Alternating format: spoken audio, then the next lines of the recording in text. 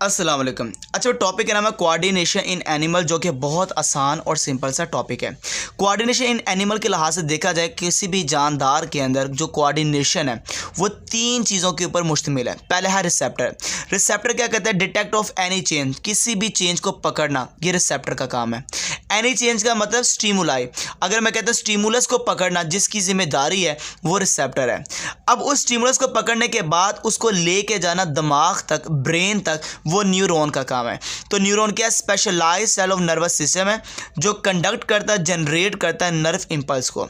जब ब्रेन की तरफ मैसेज चला जाता है तो ब्रेन से रिस्पॉन्स वापस आता है, एक्शन लेने को काम कहता है, और जो एक्शन लेता है वो इफेक्टर होता है। कैरी आउट एक्शन या रिस्पॉन्स, जैसे मसल हो गए, ग्लैंड्स हो गए, जो एक्शन या रिस्पॉन्स लेते हैं वो इफेक्टर होता है। तो इसका मतलब सबसे पहले रिसेप्टर पढ़ेंगे, फिर हम न्यूरॉन पढ़ेंगे, फिर हम इफेक्टर पढ़ेंगे। रिसेप्टर कितनी टाइप्स के हैं? जैसे रिसेप्टर है क्या चीज़ है? रिसेप्टर सेल्स भी हो सकते हैं, रिसेप्टर्स ऑर्गन भी हो सकते हैं, रिसेप्टर नर्व्स भी हो सकते हैं। कोई भी चीज़ जो स्टिमुलस को कैरी करेगा या रिसीव करेगा, हम उसको नाम देंगे, दे आर कॉल्ड रिसेप्टर है। जैसे एक रिसेप्टर है बैरो रिसेप्टर। ये एक ऐसा रिसेप्टर है जो पकड़ता है ब्लड प्रेशर स्टिमुलाई को, जो डिटेक्ट करता है स्टिमुलाई ऑफ ब्लड प्रेशर। तो ब्लड प्रेशर का जो चेंज है, ज़्यादा होना, कम होना, ये जिसकी मदद से पता चलता है, जो इसको डिटेक्ट करता है, उसका नाम क्या बेटा? बैरो रिसेप्टर है। कीमो रिसेप्टर का काम क्या है?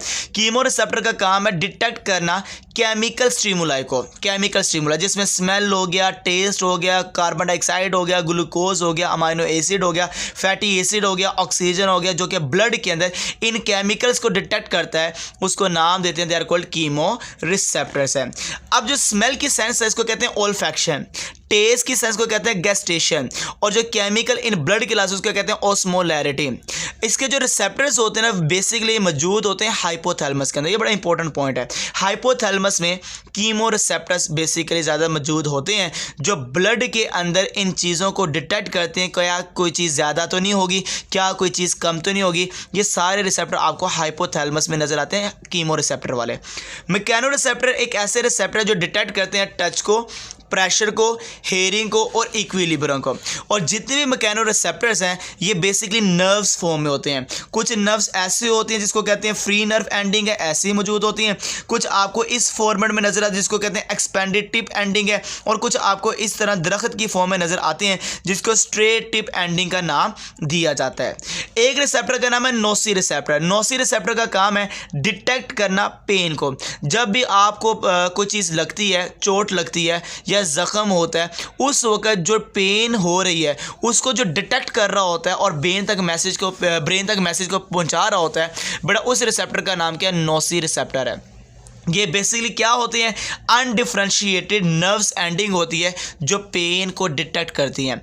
फोटो रिसेप्टर ऐसे रिसेप्टर जो लाइट स्टिमुलाइट को डिटेक्ट करती हैं। और बेसिकली ये कौन से रिसेप्टर हैं? जैसे कोन सेल्स हो गए, रोड सेल्स हो गए, जो रेटिना ऑफ आइज़ के अंदर मौजूद होते हैं, जो लाइट को डिटेक्ट करते हैं। इन सेल्स को नाम देंगे, they are called photoreceptor है। तो कोई भी रिसेप्टर हो सकता है, सेल भी हो सकता है, नर्व भी हो सकते हैं, ऑर्गन भी हो सकते हैं।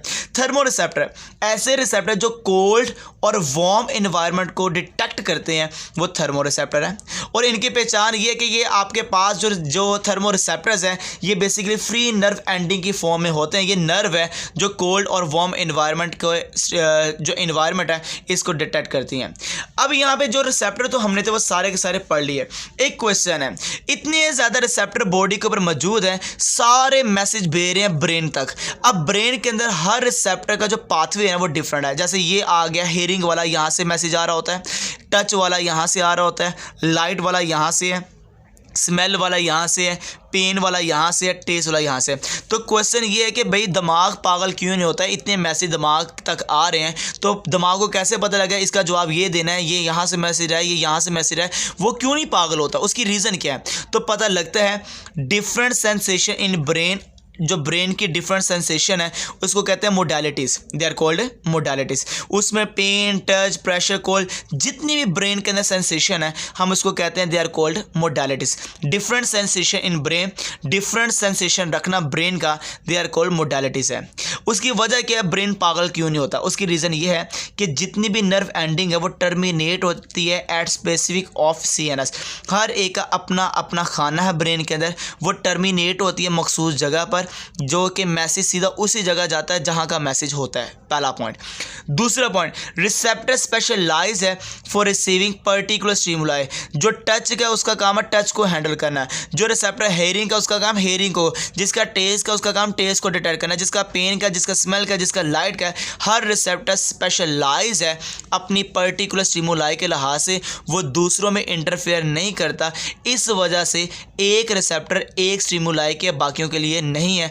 इस वजह से वो रास्ता एक स्पेसिफिक रास्ता होता है जो ब्रेन तक उस मैसेज को लेके जाता है। इस वजह से ब्रेन जो सा होता है वो कभी भी आप कह लें कि परेशान नहीं होता उसका जवाब देने से। ये बड़ा आसान और सिंपल सा टॉपिक था जो शॉर्ट क्वेश्चन है और MCQ के लिहाज से इंपॉर्टेंट टॉपिक है और एज ए DC पेपर में लिखे गए इंशाल्लाह आपके नंबर नहीं कटेंगे। ओके बेटा, अल्लाह हाफिज़।